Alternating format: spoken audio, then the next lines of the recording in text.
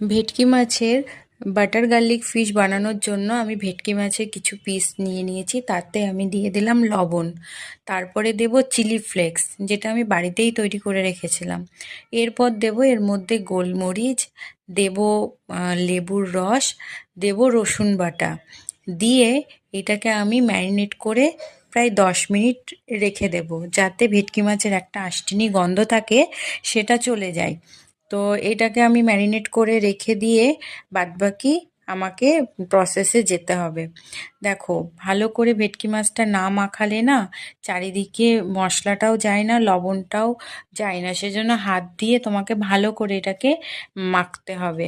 যেহেতু এতে খুব কম তেলে আর কোনো ঝোল কিছু হবে না, তার জন্য একটু ম্যারিনেট করে না রাখলে মাছের মধ্যে এইসব মশলাগুলো যাবে না। তো আমার রীতিমতন এটা মাখানো যখন হয়ে গেছে, তখন আমি কি করব, এটাকে যখন রেখে দেবো 10 মিনিট পর, তারপর একটা পাত্রে আমি নেব ময়দা। এবার ময়দার ওপর এই মাছগুলো কোটিং করে দেব। মাছগুলো কোটিং করার পর আমি সাদা তেলে মাছগুলোকে ভেজে ভেজে তুলে নেব। এরকম করে কোটিং করে তুলবে আর একটা একটা করে মাছ ঝেড়ে ঝেড়ে নেবে, যাতে এক্সট্রার যে ময়দাগুলো সেগুলো মাছের গা থেকে বেরিয়ে যায়। না হলে জিনিসটা আম, গুঁড়ো গুঁড়ো হয়ে তেলটা নষ্ট হবে।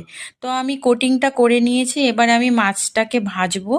মাছটাকে ভাজার জন্য সাদা তেল বসিয়ে দিতে হবে। তো সাদা তেলটা আমি বসিয়ে দিয়েছি।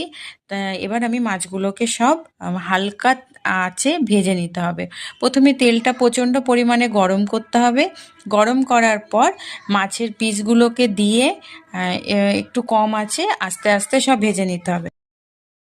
দেখো, মাছ হচ্ছে, ভেটকি মাছ হচ্ছে ভীষণ নরম মাছ, সেজন্য তাকে সেইভাবেই ভেজে তুলতে হবে যাতে না ভেঙে যায়।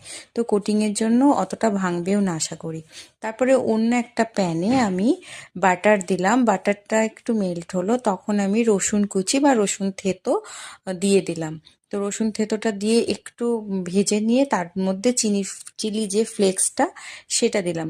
এটা সম্পূর্ণ কম আঁচেই করতে হবে, বেশি আঁচে দিলে যে জিনিসটা জ্বলে যাবে। আমি ওর মধ্যে ব্ল্যাক পেপার দিলাম। যেহেতু বাটারে সল্ট থাকে, সেজন্য আর আলাদাভাবে আমাকে কোনো সল্ট ইউজ করতে হবে না। তারপরে আমি দিয়ে দিলাম মাস্ট লেবুর রস, এটা দিতেই হবে। এই লেবুর রসটা দিয়ে মাছটাকে আমি নাড়াচাড়া করে বেশ 10 মিনিট মতন আমি ঢাকা দিয়ে রেখে দিয়েছিলাম। এটা কিন্তু গরম গরম খেতেই বেশি ভালো লাগে, ঠান্ডা হওয়ার আগেই গরম গরম খেতে ভীষণ ভালো লাগে। তো এরকমভাবে বানিয়ে দেখবে। আমার ভিডিও যদি তোমাদের ভালো লাগে তবে অবশ্যই সাবস্ক্রাইব করবে, কমেন্ট করবে, লাইক করবে। আশা করি